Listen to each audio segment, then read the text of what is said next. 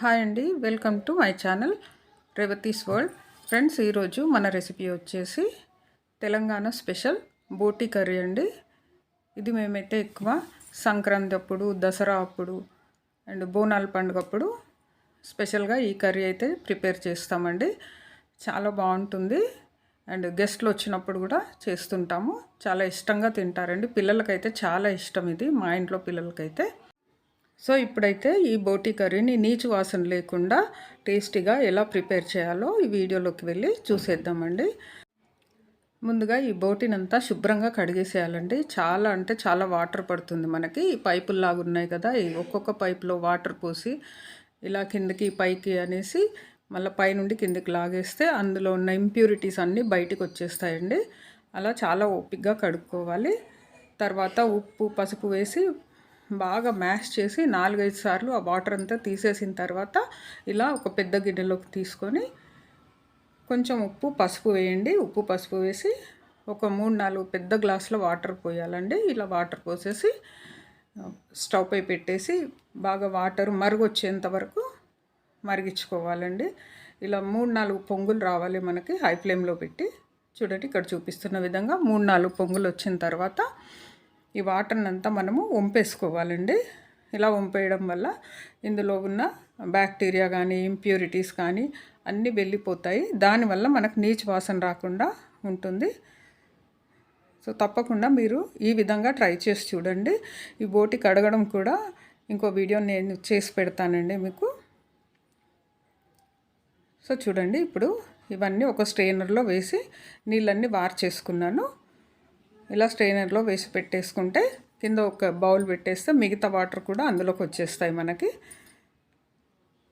ఇప్పుడు చూపిస్తున్నాను చూడండి, మనం స్ట్రెయిన్ చేసుకున్న వాటర్ అన్ని వడగట్టేసుకున్న వాటర్ ఇవి ఎక్కడ కూడా నేను కర్రీలో యూస్ చేయనండి. ఎందుకంటే అందులో బ్యాక్టీరియా ఇంప్యూరిటీస్ అన్నీ ఉంటాయి కాబట్టి అన్హెల్దీ కదా.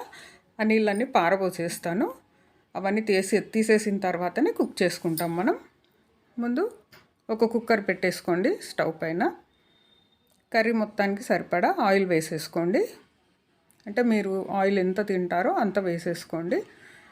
తర్వాత కొంచెం దాల్చిన చెక్క, షాయి జీరా, లవంగాలు ఇవన్నీ వేసుకోండి. ఇవన్నీ వేయడం వల్ల మంచి ఫ్లేవర్ వస్తుందండి కర్రీకి. ఇవి వేగిన తర్వాత సన్నగా కట్ చేసి పెట్టుకున్న ఉల్లిపాయ ముక్కలు కూడా వేసేసుకొని ఇవి లైట్ గోల్డెన్ బ్రౌన్ వచ్చేంత వరకు ఫ్రై చేసుకోవాలండి. తర్వాత ఒక 1/2 టీ స్పూన్ పసుపు, 1 టీ స్పూన్ అల్లం వెల్లుల్లి పేస్ట్ వేసేసేయండి. ఇక్కడ 1 టీ స్పూన్ మాత్రమే వేస్తున్నానండి.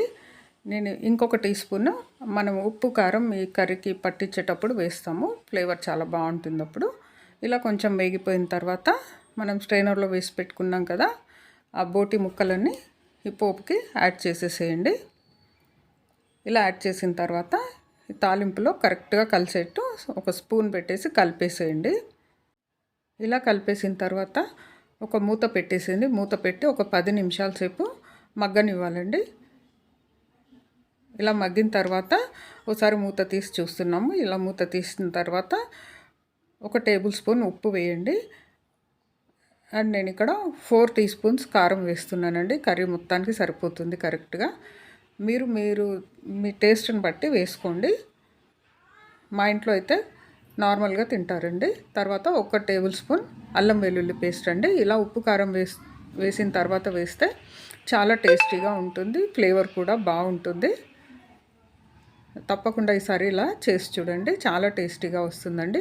అండ్ ఇప్పుడు ఒక 1/2 కిలో టమాటోలు శుభ్రంగా కడిగేసి ఇలా ముక్కలుగా కట్ చేసి ఇందులో వేసేసేయాలండి. టమాటో ముక్కలు కూడా వేసేసి మళ్ళీ ఒకసారి మూత పెట్టండి. ఇలా మూత పెట్టేసి మళ్ళీ ఒక 10 నిమిషాలు మగ్గనివ్వాలండి.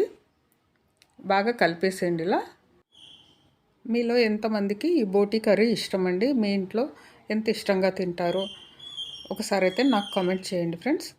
ఇలా మధ్య మధ్యలో కలుపుతూ ఉంటూ కుక్ చేసుకోవాలండి. ఇలా కలుపుతూ ఉంటేనే మనకి అడుగు పట్టకుండా ఉంటుంది.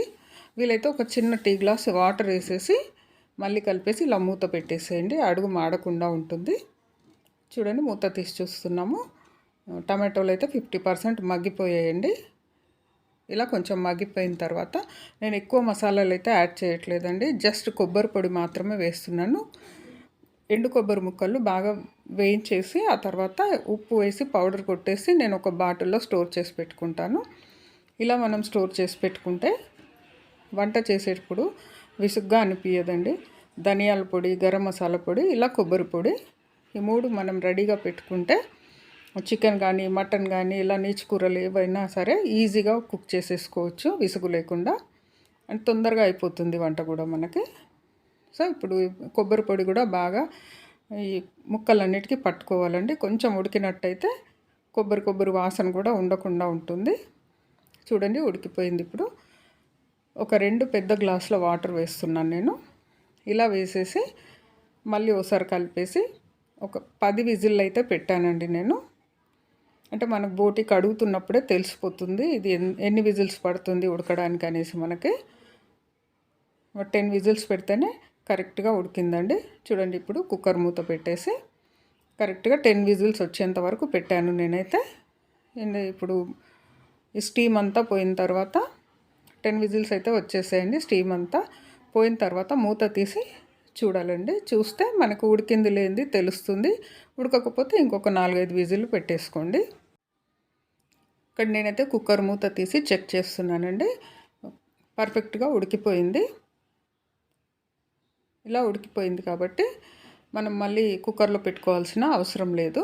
And at the same time మీరు ఉప్పు కారం కూడా చెక్ చేసేసుకోండి. కొంచెం పడుతుందనుకుంటే యాడ్ చేసేసుకొని ఇంకొకసారి ఉడికిచ్చేసుకుంటే అయిపోతుందండి. తర్వాత 1 టేబుల్ స్పూన్ ధనియాల పొడి యాడ్ చేస్తున్నాను. అండ్ ధనియాల పొడి అండ్ గరం మసాలా అండి, 1 టీ స్పూన్ గరం మసాలా. ఈ గరం మసాలాలో కూడా అన్ని దినుసులు వేసి మొదలే ప్రిపేర్ చేసి పెట్టేసుకుంటాను నేను. సో ఇవి 2 యాడ్ చేసిన తర్వాత ఇంకొక 5 నుంచి 10 నిమిషాలు ఉడకనిస్తే సరిపోతుందండి. ఇలా కర్రీ మొత్తం ఉడికిన తర్వాత లాస్ట్లో కొంచెం కొత్తిమీర యాడ్ చేసేద్దాము. ఇది రైస్, చపాతీ, పూరి దేనితోనైనా కూడా చాలా సూపర్గా ఉంటుందండి. సో తప్పకుండా ట్రై చేయండి ఇంట్లో. ట్రై చేసి మీకు ఎలా కుదిరిందో నాకు కామెంట్ సెక్షన్లో కామెంట్ చేయండి ఫ్రెండ్స్. ఈ వీడియో కనుక మీకు నచ్చినట్టయితే నా వీడియోకి ఒక లైక్ చేయండి. ఈ వీడియోని మీ ఫ్రెండ్స్ అండ్ రిలేటివ్స్కి షేర్ చేయండి. అండ్ నా ఛానల్ని ఫస్ట్ టైం చూస్తున్న వాళ్ళు సబ్స్క్రైబ్ చేసుకొని బెల్ ఐకాన్ క్లిక్ చేయండి. బెల్ ఐకాన్ క్లిక్ చేస్తే నేను పెట్టే వీడియోస్ అన్నీ మీకు నోటిఫికేషన్లో వచ్చేస్తాయండి. మళ్ళీ ఇంకో మంచి కుకింగ్ వీడియోతో మీ ముందు ఉంటానండి. అంతవరకు బాయ్.